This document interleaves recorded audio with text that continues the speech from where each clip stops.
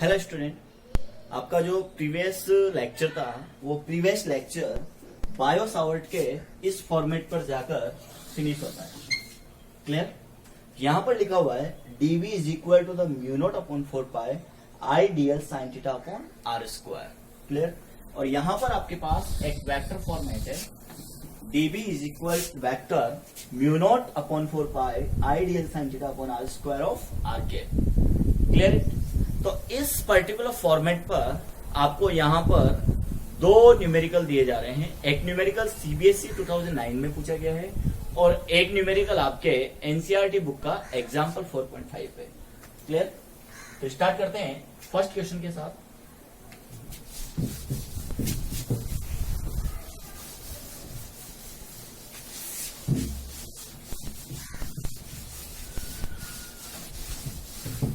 Clear है ना? देखिए, जो सीबीएसई का क्वेश्चन है वो 2009 में पूछा गया है और 2009 में जिस क्वेश्चन को पूछा गया है उसका डायग्राम यहां पे बनाते हैं। ये तो हो गया आपका एक्स एक्सिस। क्लियर? ये हो गया आपका वाई एक्सिस। क्लियर? यहां पर एक्स वाई फॉर्मेट दिया गया है। A wire arranged in this x-axis format। Clear? इस पर्टिकुलर वायर के जस्ट 90 डिग्री पर y एक्सिस में एक पॉइंट लिया गया है जिसकी डिस्टेंस यहां पर r इक्वल टू 1 मीटर दी गई है। इस वायर में करंट फिनोमिना 2 एम्पियर फ्लो पर है और ये जो आपको दिया गया है ये दिया गया है ओमेगा मीटर। क्या दिया गया है?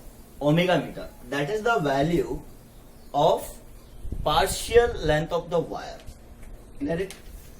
और यहां पर जो क्वेश्चन में डेल एल दिया गया है वो डेल एल दिया गया है डेल एक्स वाई। तो एक फॉर्मेट तो ये दिया हुआ है del x of i k. What is the value of del l will be represented here. तो जो डेल एल की वैल्यू है वो डेल एल यहां पर किसको रिप्रेजेंट करता है? देखिए, डेल एल यहां पर इस पार्शियल अमाउंट ऑफ लेंथ को रिप्रेजेंट करता है। आई की वैल्यू यहां पर 2 एम्पियर है जो पर्टिकुलर वायर में फ्लो पर है। डिस्टेंस पॉइंट फ्रॉम ओरिजिन ये आपके पास ओ पॉइंट है। तो OP is equal to r is equal to 1 metre यहां पे गिवन है और थीटा की वैल्यू 90 डिग्री है। क्लियर? जो रीजनल पॉइंट है प्लेन पर एक्स वाई प्लेन पर जो पॉइंट पी लिया गया है उस पॉइंट पी की वैल्यू डिस्टेंस वाइज काउंट करेंगे तो 1 मीटर आ रही है। तो आपको पता है एप्लीकेशन फ्रॉम बायो-सावर्ट लॉ। तो यहां लिखेंगे वी नो दैट। बहुत ही अच्छा क्वेश्चन है। दोनों क्वेश्चन यहां पर 1 बाय 1 सोल्व करवाए जाएंगे। We know that dB vector is equal to the mu naught upon 4 pi I del L sin theta upon r square of r k। Clear? ये Biot-Savart की इक्वेशन यहां पर अप्लाई हो चुकी है। आपको पता है थीटा की वैल्यू जो पॉइंट लिया गया है वो थीटा की वैल्यू 90 डिग्री है। तो साइन 90 डिग्री वुड बी 1। इसका मतलब थीटा की वैल्यू 90 डिग्री पुट करेंगे क्वेश्चन में तो साइन 90 की वैल्यू क्या हो जाएगी? 1 हो जाएगी। तो ये क्वेश्चन डीबी वेक्टर में कन्वर्ट हो गया।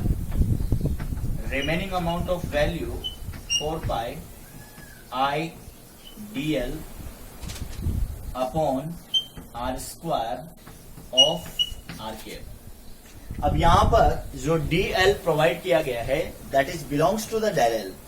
That is belongs to the del l. इसका मतलब इसकी वैल्यू डेल एल से del x of i cap लेंगे और डेल एक्स की वैल्यू यहां पर ओमेगा मीटर दी गई है।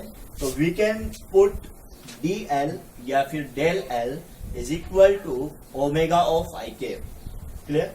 तो यहां पर आपको वैल्यू पुट करनी है। कौन कौन सी वैल्यू पुट करनी है वो देखिए आप। D l is equal to omega of i cap. Clear? R cap यहाँ पे दिया गया है, तो आर कैप की आर वेक्टर यहां पर जे कैप देगा।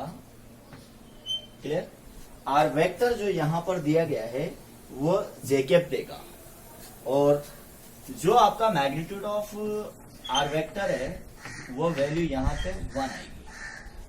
तो इसके बेस पर आप आई डीएल की वैल्यू, आई की वैल्यू कितनी बेटा 2, और डीएल की वैल्यू कितनी ओमेगा, तो 2 omega of i cap put कर सकते हैं। मतलब आपको जो गिवन इक्वेशन है उस इक्वेशन में ही चेंजेस करने हैं। Mu naught upon 4 pi I d l upon r square, तो आर कैप को आप यहां पे कन्वर्ट करेंगे जे कैप के साथ, और आर वेक्टर यहां पर आपको डिनोट करेगा 1 वैल्यू। क्लियर? तो ये question I cross J cap में आपको एंटर करवाना है। तो क्वेश्चन कैसे एंटर होगा वो देखिए। D B vector is equal to mu naught upon 4 pi, ये तो आपने बाहर का बाहर रख दिया, अपॉन आर स्क्वायर, तो आर की वैल्यू कितनी है 1 मीटर, तो नीचे क्या जाएगा 1 का होल स्क्वायर। क्लियर? अब बात आती है आईडीएल को मैं रिप्लेस करूंगा 2 ओमेगा आई कैप, तो 2 ओमेगा आई कैप। क्लियर? यहां पर डीएल साइन थीटा को कन्वर्ट करके आप नोट कर सकते हैं value should be 1 into DL sine theta, और जो 1 गिवन है वो क्या है आर कैप ऑर्डर, इसका मतलब ये क्रॉस प्रोडक्ट में आएगा, तो I cross J. A B sine theta की जो वैल्यू है उसमें ए आपका डीएल है, साइन थीटा अपने पास है, और बी वेक्टर यहां पर आर वेक्टर को डिनोट किया जा रहा है, तो इसका मतलब ये हो गया आपके पास 2 omega i cross j. Clear? You know very well the cross product of i cap with j cap is provide to the k cap. इसका मतलब d B vector is equal to 2 से 2 पाई, तो ये हो गया म्यू नॉट अपॉन 2 पाई, ये omega हो गया, और ये हो गया बेटा k cap. Clear? D B vector is equal to mu naught upon 2 pi omega of k cap. तो write your answer, the magnetic field d B is equal to mu naught upon 4 pi, ये d B vector का एक magnitude है, और omega साथ में लिखा हुआ है, और साथ में आपको नोट करना है along plus z axis. Clear? पूरा का पूरा क्वेश्चन आपके सामने प्रेजेंट है, और ditto question, same to same question NCERT का 4.5 एग्जाम्पल है। सीबीएसई 2009 में वैल्यूज चेंज करके क्वेश्चन दिया गया है, और इसी क्वेश्चन का एक सेम कॉपी क्वेश्चन है, उसको मैं नेक्स्ट फॉर्मेट में ले रहा हूं। क्लियर? यहां पर ओमेगा मीटर दिया हुआ है, that is the del l. यहां पर करंट की वैल्यू 2 एम्पियर दी गई है जो इस डायरेक्शन में फ्लो हो रही है। ओ से लेकर पी पॉइंट की जो डिस्टेंस दी गई है वो 1 मीटर है। थीटा की वैल्यू 90 डिग्री दी गई है। क्लियर है? क्वेश्चन में आपको कोई डाउट नहीं होना चाहिए, हर एक पॉइंट आपका क्लियर है। या डीएल जो वैल्यू दी गई है उसको आप ओमेगा ऑफ आई कैप रख रहे हैं। यहाँ पर जो आर वेक्टर दिया हुआ है वो जे कैप ले रहे हैं, और जो आर वेक्टर का मैग्नीट्यूड है 1 ले रहे हैं। आई डीएल की वैल्यू आपने 2 ओमेगा आई कैप में पुट की है। क्लियर बेटा? लेते हैं नेक्स्ट क्वेश्चन जो इसी का सेम कॉपी है। NCERT example 4.5।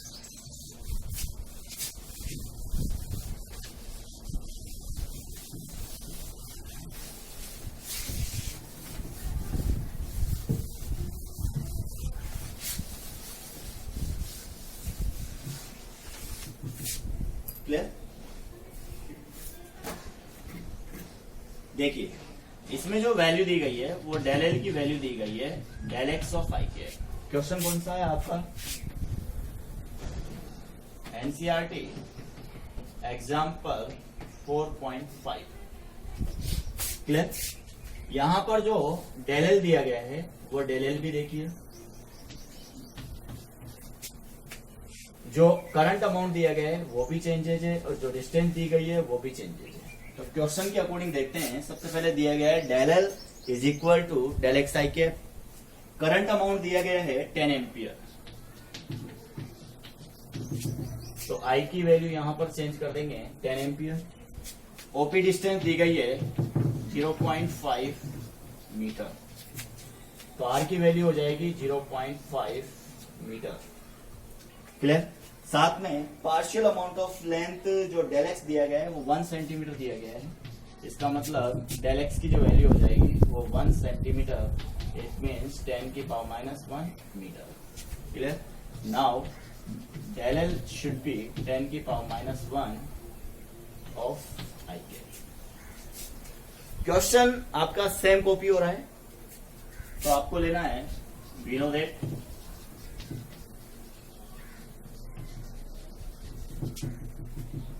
dB vector is equal to mu naught upon 4 pi I del L sin theta upon r square of r cap, और थीटा की वैल्यू यहाँ पर 90 डिग्री की बने। क्लियर। जब आपको पता है थीटा की वैल्यू 90 डिग्री है तो साइन थीटा की वैल्यू क्या हो जाएगी 1, तो देयरफॉर थीटा की वैल्यू अगर 90 डिग्री पुट करते हो तो साइन थीटा की वैल्यू क्या हो जाएगी 1 हो जाएगी। क्लियर। यहां पे साइन थीटा की वैल्यू को 1 पुट करेंगे, इसका मतलब डीबी वेक्टर आपके पास जो आया है वो आया है mu naught upon 4 pi I d l. Clear. Sine theta 1 हो गया है, divide by r square of r k. मैंने आपको अभी थोड़ी देर पहले बोला है कि डीएल साइन थीटा की value a B sine theta होती है, तो ए बी साइन थीटा को आप ए क्रॉस बी से डिनोट करते हैं, तो यहां पर d l cross r vector. Clear. Sine theta, तो डीएल क्रॉस आर कैप में यहां पे कन्वर्जन हो रहा है, क्योंकि अगर मैं डीएल वेक्टर को इस डायरेक्शन में लूंगा तो मैं क्रॉस आर वेक्टर को भी लूंगा। क्लियर। तो यहां पर आपको रिप्लेस करना है, put I dot d l is equal to 10 into, यहां पर 10 की पावर -2 आएगा। क्लियर। तो ये हो गया 10 की पावर -2 ऑफ आई कैप। इसका मतलब आई डी एल को रिप्लेस करेंगे 10 की पावर -1 ऑफ आई कैप के साथ। साथ में दिया गया है आपको r cap is equal to j cap, और इसी से डिनोट करेंगे ये जो मैग्नीट्यूड ऑफ आर वेक्टर है दैट इज 1। क्लियर।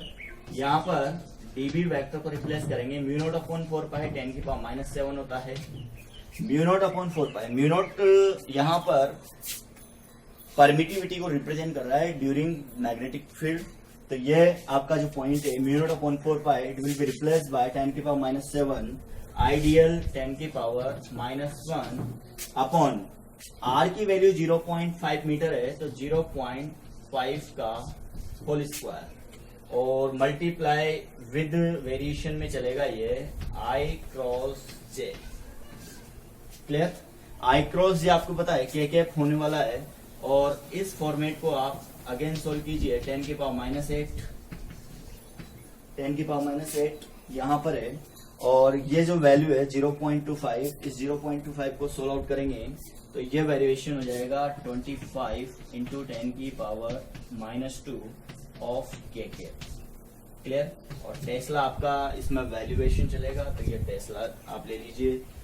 ये जो डीबी वेक्टर आपके पास आया है ये वैल्यू आ जाएगी 4 इंटू 10 की power -8 Tesla of k cap. Clear. इसका मैग्नीट्यूड वैल्यू आप रख देंगे इज इक्वल टू 4 इंटू 10 की पावर -8 टेस्ला, और लास्ट में ब्रैकेट में आपको नोट करना है along to the z axis. Clear. तो आप यहाँ पे मैं अंडरलाइन कर रहा हूँ, उस अंडरलाइन की जगह पुट करनी है, आपको लिखना है along to the capital plus z axis, मतलब आपको प्लस के कैप डिनोट किया गया है। तो क्वेश्चंस में जो डायरेक्शन ऑफ फॉर्मेट है वो देखिए। अगर आप इस क्वेश्चन को डायरेक्ट समझना चाहते हैं तो देखिए यहाँ पर आई क्रॉस जे आ रहा है, तो आप राइट हैंड स्क्रू रूल से आई क्रॉस जे देखेंगे तो एक्स एक्सिस, वाई एक्सिस और जेड एक्सिस कहाँ आ रही है, प्लेन से आउट प्लस के कैप डायरेक्शन में आ रही है। इसका मतलब दोनों क्वेश्चंस वेरी वेरी इंपॉर्टेंट है सीबीएसई के वे पे, और आपको कहीं भी क्वेश्चन में कोई डाउट है तो आप बेफिक्र होकर पूछ सकते हैं। Clear it. ये क्वेश्चन आपके बायोस आउट पे बेस्ट था जो कि कंप्लीट हो चुका है। अब बेटा नेक्स्ट जो टॉपिक्स आपको उठाने हैं, तो तो पहले तो आपको magnetic field directions find out करने के लिए नंबर ऑफ 3 रूल पढ़ाए जाएंगे, जिसमें फर्स्ट है right hand thumb rule, second है स्नो रूल और थर्ड है मैक्सवेल स्क्रू रूल। क्लियर। उसके बाद में आपको करंट कैरिंग लूप के लिए जो डेरिवेशन है बायो सावर्ट बेस्ड वो करवाया जाएगा। तो बायो सावर्ट बेस्ड जो डेरिवेशन है वो आपके एनसीईआरटी बुक में केवल एक्सिस का दिया हुआ है, अपने को दोनों पढ़ने हैं, क्योंकि जो सीबीएसई ने जो सिलेबस भेजा है उसमें दिया गया है कि बायो सावर्ट लॉज के साथ इसकी एप्लीकेशन भी लेनी है, लेकिन एप्लीकेशन में दिया हुआ है करंट कैरिंग लूप। तो करंट कैरिंग लूप के 2 पॉइंट बनेंगे, एक तो पॉइंट बनेगा आपका सेंटर पॉइंट और एक पॉइंट बनेगा एक्सियल पॉइंट। तो application number 1 and 2 upon 2 application पढ़ेंगे, ठीक है। तो ये 2 क्वेश्चन यहाँ पे कंप्लीट होते हैं आज। इसके बाद आपके जो नंबर ऑफ 3 लॉज है उनको पढ़ाया जाएगा। क्लियर। और कल का जो लेक्चर होगा वो पूरा एप्लीकेशन बेस्ड होगा। हेलो स्टूडेंट, अब आपका जो नेक्स्ट कॉमन पॉइंट है द डायरेक्टिव रूल्स। मतलब आपको किसी भी करंट कैरिंग वायर के थ्रू अगर मैग्नेटिक फील्ड डिटरमाइन करना है तो उस मैग्नेटिक फील्ड की डायरेक्शन आप कैसे फाइंड आउट करेंगे। तो यहाँ पर नंबर ऑफ 3 इंपॉर्टेंट रूल आपको पढ़ाए जा रहे हैं। तो यहाँ पर हेडिंग डालिए बेटा, इंपॉर्टेंट रूल।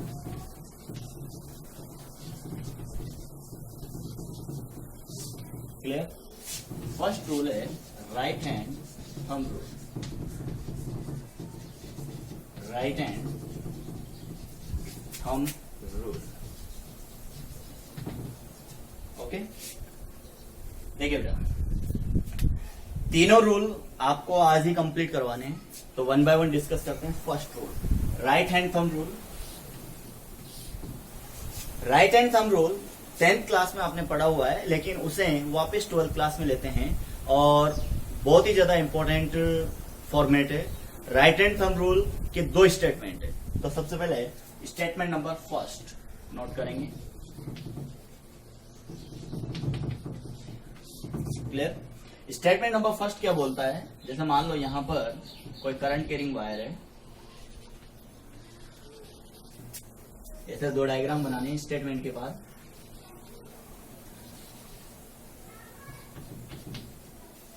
क्लियर। अब देखिए स्टेटमेंट नंबर फर्स्ट क्या बोलता है। According to the statement number 1 of right hand thumb rule, इसके थ्रू अपन बात कर रहे हैं। जैसे मान लो बेटा ये मेरे पास एक करंट कैरिंग वायर है, इसमें करंट कहां फ्लो हो रही है, ऊपर की ओर फ्लो हो रही है। जैसे फर्स्ट डायग्राम में आपको रिप्रेजेंट किया जा रहा है the current should be flowed in the upper direction. तो आप उस करंट डायरेक्शन में राइट हैंड के थंब को रिप्रेजेंट करेंगे और फोल्डेड फिंगर, जो भी फिंगर आपने ली गई है, जो राइट हैंड की जो फिंगर्स है उन फिंगर्स को आप क्या करेंगे, फोल्ड कर देंगे। ठीक है। तो इसका डिनोटेशन किस बेस पे होगा, when current flow in the direction of thumb of right hand then folded finger represent to the direction of magnetic field. Clear. तो यहां पर अगर मैं इस राइट हैंड थंब रूल के अकॉर्डिंग थंब की डायरेक्शन में करंट को लेता हूं तो मुझे फोल्डेड फिंगर की डायरेक्शन में जाना चाहिए। फोल्डेड फिंगर की डायरेक्शन मुझे क्या देगी, फोल्डेड फिंगर की डायरेक्शन मुझे मैग्नेटिक फील्ड की डायरेक्शन देगी। Clear.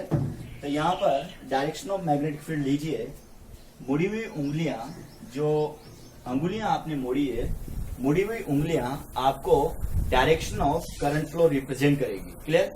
The direction of current flow represent in the anti clockwise direction.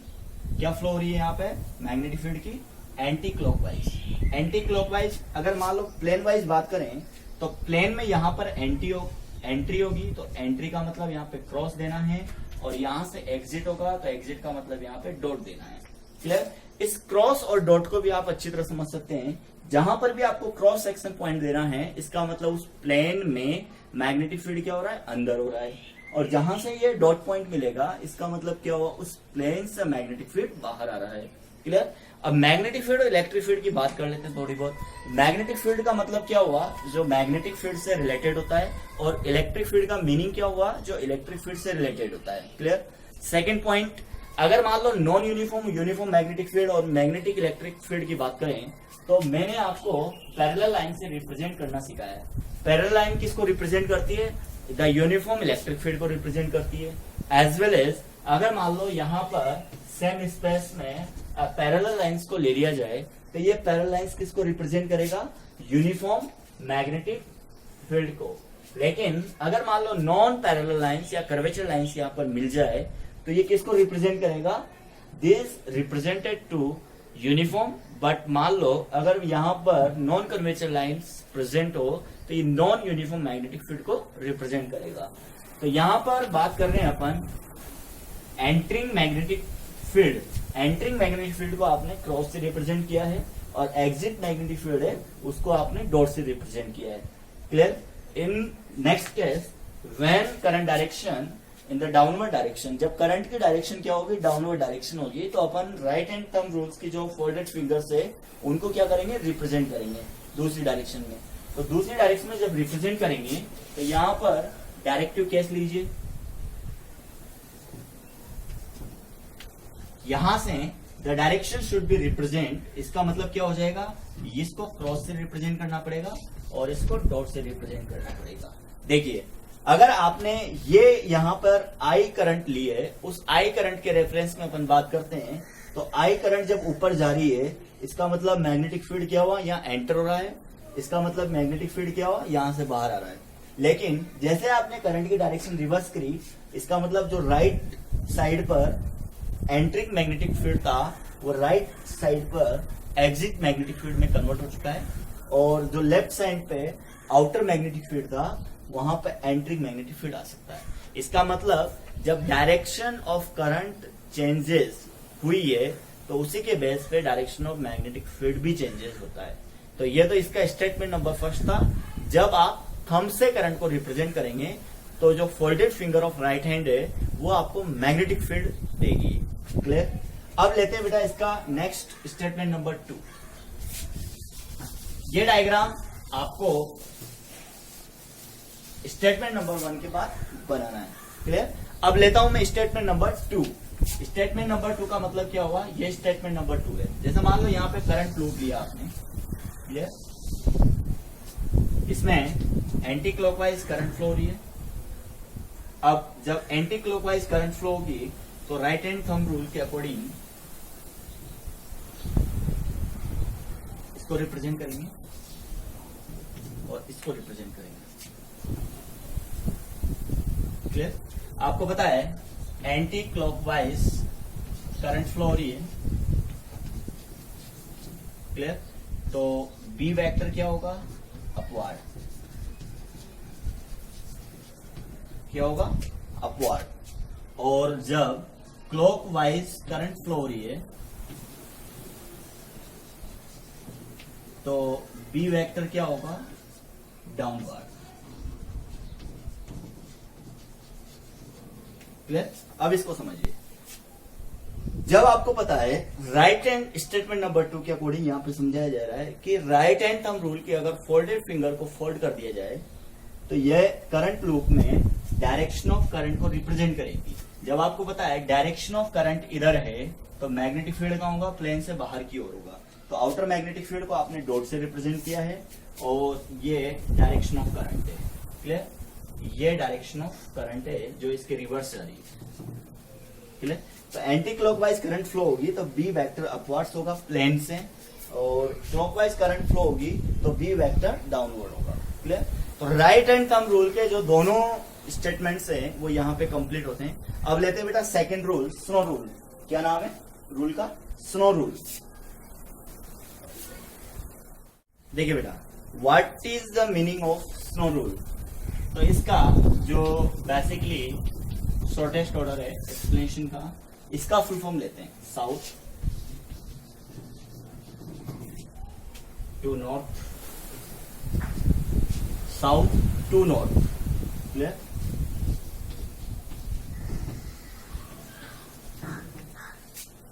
Over. Clear? And west. अब इन मीनिंग को पकड़िए, जो मीनिंग आपको यहां पर रिप्रेजेंट करवाने हैं उसको समझना है। साउथ टू नॉर्थ इसका अलग मीनिंग है, ओवर इसका अलग मीनिंग है और वेस्ट इसका अलग मीनिंग है। ये एक तरह से ट्रिक है। क्लियर? ऑरस्टेड एक्सपेरिमेंट में आपने समझा कि जैसे मान लो ये डायरेक्शन ऑफ करंट है तो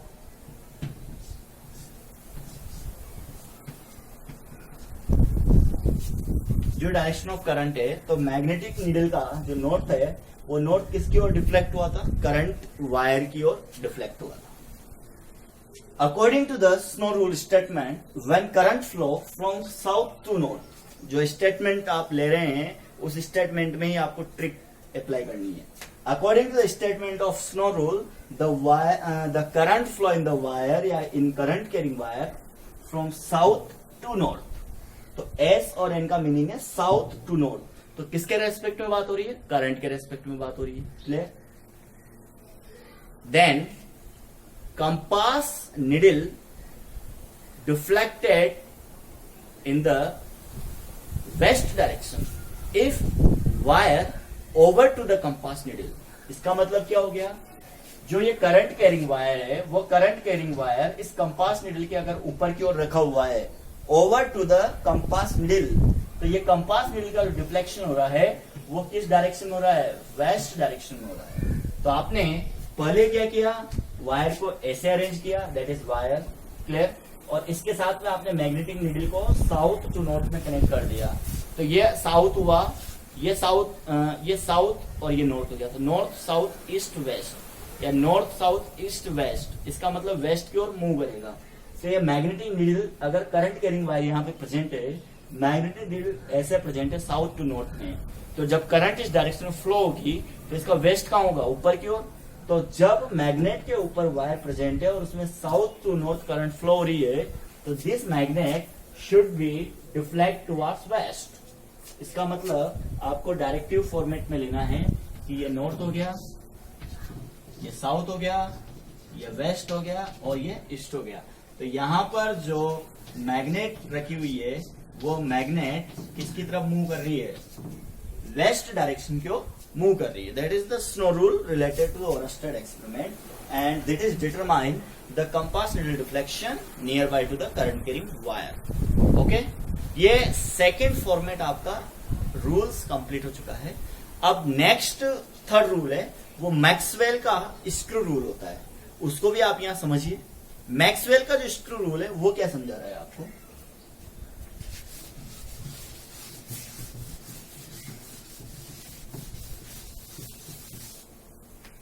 देखिए, जो इंपॉर्टेंट रूल है वो है नेक्स्ट,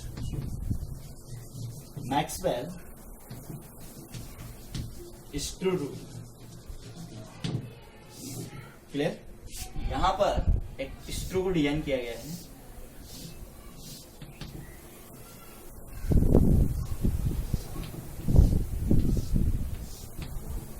क्लियर, और साथ में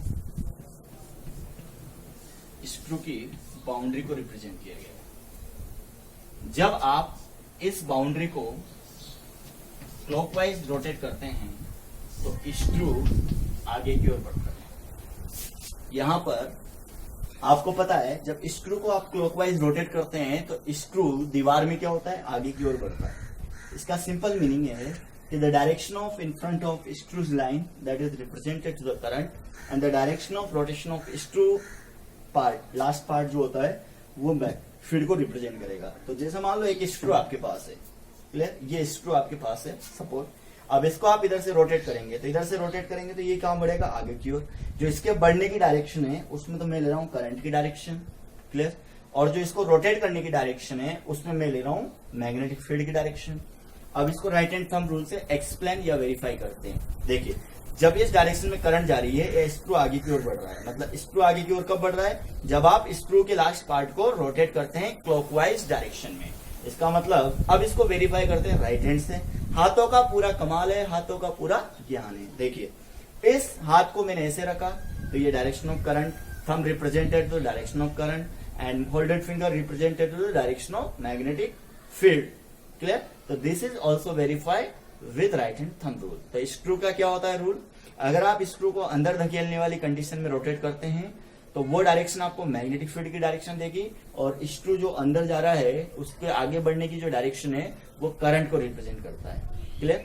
अगर आप स्क्रू को रिवर्स डायरेक्शन में रोटेट करते हैं तो स्क्रू पीछे की ओर आएगा, पीछे की ओर आएगा। इसका मतलब क्या हुआ? The current direction should be in this direction.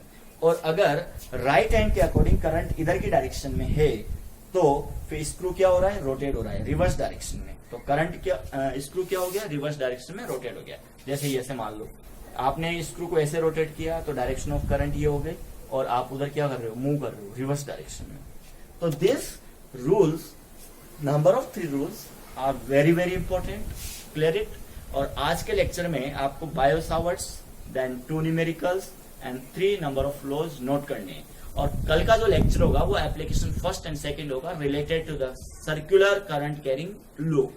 Okay बेटा, मैग्नेटिक के जो फील्ड, मैग्नेटिक के जो चैप्टर्स हैं उसमें आपको जो हाथों की एक्टिविटी है उस पर बड़ा फोकस करना है। घर पे भी वैसी प्रैक्टिस करनी है, चाहे वीडियो आपको 10 बार देखना पड़े, क्लियर। और वीडियो को आप पूरा देखने के बाद ही अपना होमवर्क नोट करें। Thank you, all the best.